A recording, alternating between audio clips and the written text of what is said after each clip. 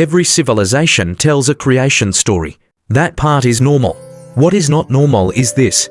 Cultures that never met, never traded, never shared language, told the same story. Different gods, different symbols, same structure. That is not coincidence. Today we are breaking down the oldest stories ever told, the repeating patterns inside world creation myths, and why humanity keeps telling the same origin story over and over again. Let's start with the unsettling part. The first thing most creation myths describe is not creation. It is chaos. Before the gods, before humanity, before light, there is formlessness. In Mesopotamia, it is the saltwater chaos of Tiamat. In Egypt, it is the dark abyss of Nun. In Norse myth, it is Ginnungagap, the yawning void. In the Bible, the earth is without form and void. Creation does not begin with peace. It begins with instability. Because early humans did not see the universe as ordered by default. Order was fragile, temporary, earned. Which brings us to the first universal pattern, the primordial struggle. Something must be defeated for the world to exist. Marduk slays Tiamat and builds the cosmos from her body. Indra defeats Vritra and releases the rivers. Zeus overthrows the Titans. Even in Genesis, chaos is subdued through divine command. Creation is not birth. It is victory. This tells us something uncomfortable. Humanity does not imagine existence as gentle. We imagine it as one. The universe is not safe unless something is holding it together. That brings us to the second pattern, the cosmic egg. In Hindu myth, the universe hatches from a golden egg. In Finnish mythology, a bird lays an egg that becomes the world. In ancient Egyptian thought, the sun god emerges from a cosmic egg floating on chaos. Why an egg? Because it solves a problem. How does something come from nothing?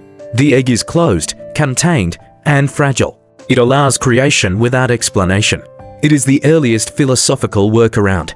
And then comes the structure that holds everything together. The tree of life. Yggdrasil in Norse myth binds the worlds. The world tree appears in Mesoamerican cosmology. In ancient Iran, a sacred tree connects heaven and earth. Why trees? Because trees do what humans cannot. They touch the sky. They root into the underworld. They stand in the middle. The tree of life is a map of reality, above, below, between, which leads to the most important insight. Creation myths are not about how the world began. They are about how the world stays stable. Early humans were not obsessed with beginnings. They were obsessed with collapse. Flood myths appear everywhere. Mesopotamia, India, China, the Bible, Mesoamerica. The world is created. The world becomes corrupt. The world is wiped clean. Creation is reversible. That fear-shaped religion.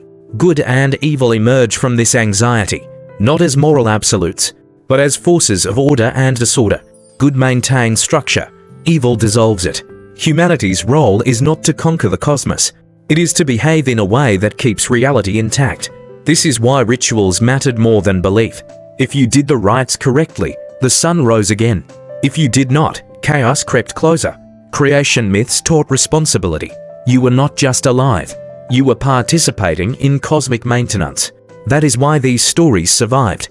They are not scientific explanations. They are survival manuals. Modern audiences often dismiss creation myths as primitive. That is a mistake. These stories are early philosophy. They are humanity asking its first questions. Why is there something instead of nothing? Why does order exist at all? What happens if we fail to uphold it? Different cultures gave different answers, but they asked the same questions, because those questions never went away. If you want more myth breakdowns like this, subscribe to Pantheon and comment below. Which creation myth should we dissect next?